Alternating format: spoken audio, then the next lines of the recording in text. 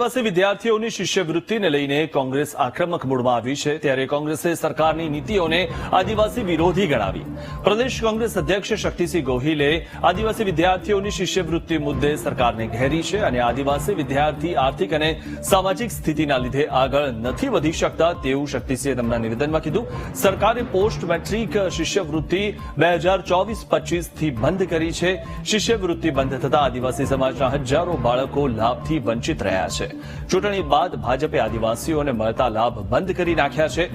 દાતાના ધારાસભ્ય કાંતિ ખરાડીએ પણ સરકારની નીતિઓ પર પ્રહાર કર્યા.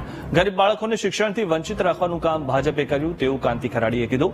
આદિવાસી બાળકોને પછાત રાખવાના ભાજપ સરકારના પ્રયાસ છે તેવું પણ તેમણે કીધું. ગુજરાત કોંગ્રેસના અનુસૂચિત જનજાતિ વિભાગના કાર્યકારી અધ્યક્ષ રાજેન્દ્ર પારધીએ પણ પ્રહાર કર્યા અને આદિવાસી સમાજને પડ્યા પર પાટું જેવી સ્થિતિનું નિર્માણ થયું છે તેવું રાજેન્દ્ર પારધીએ કીધું હતું.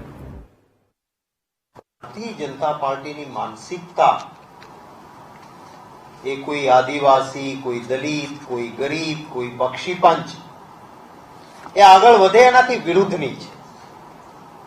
આ 2010 થી 75% કેન્દ્ર સરકાર, 25% રાજ્ય સરકાર અને આદિવાસીના બાળકોને સ્કોલરશીપ મળતી હતી પેમેન્ટ સીટમાં એડમિશન હોય તો પણ.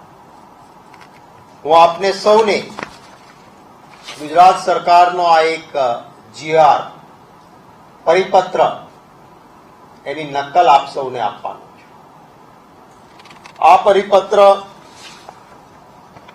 28 ઓક્ટોબર 2024 નો, એટલે થોડા દિવસો પહેલા જ હજી આ પરિપત્ર કરીને ભારતીય જનતા પાર્ટીની કેન્દ્રમાં પણ સરકાર છે, ગુજરાતમાં પણ સરકાર છે.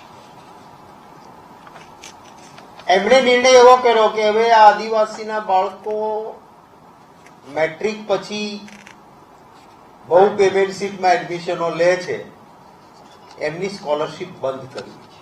આજે તાજેતરની અંદર વર્ષોથી જે અમારી સરકાર હતી ત્યારે આદિવાસીઓને શિક્ષણ માટે જે લાભો મળતા હતા અને એ લાભોના વિરોધમાં આ સરકાર કાતર ચલાવી રહી છે, ત્યારે હું આપણા સમક્ષ ઉજાગર કરવા માંગુ છું કે જે ગરીબ હતા એને અતિ ગરીબ કરવા માંગે છે આ સરકાર, અમીરોને અમીર કરવા માંગે છે. ગરીબોની અંદર ગરીબ અને આદિવાસી ગામડામાં જે દીકરા દીકરીઓ જે ભણે છે એમને અલગ અલગ હેતુએ જે શિક્ષણ મેળવવા બાબતની અંદર જે સ્કોલરશીપ મળતી હતી, આજે તાજેતર એવો પુરાવો કઈ બતાવે છે કે આ સરકાર આદિવાસીઓ પર કાતર ચલાવીને કઈ રીતે આદિવાસી દીકરા દીકરીઓને હેરાન કરવા અને કઈ રીતે પછાત રાખવા એક જાતનું ષડયંત્ર છે. આદિવાસી સમાજ ઉપર પડ્યા પર પાટું મારવાની પરિસ્થિતિનું નિર્માણ થયું છે.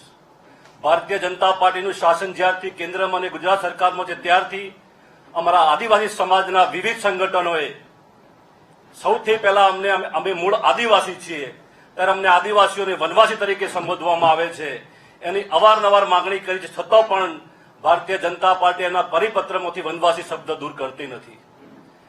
બીજી વાત, તત્કાલીન મુખ્યમંત્રી વિજયભાઈ રૂપાણીની સરકારમાં સાચા આદિવાસીઓને જે અમારી માંગણી હતી કે ખોટા આદિવાસી પ્રમાણપત્રો જે આપ્યા છે એને રદ કરવામાં આવે, એના માટે ગાંધીનગર ખાતે સત્યાગ્રહ છાવણી ખાતે અમે ધરણા અને આંદોલન કર્યું હતું.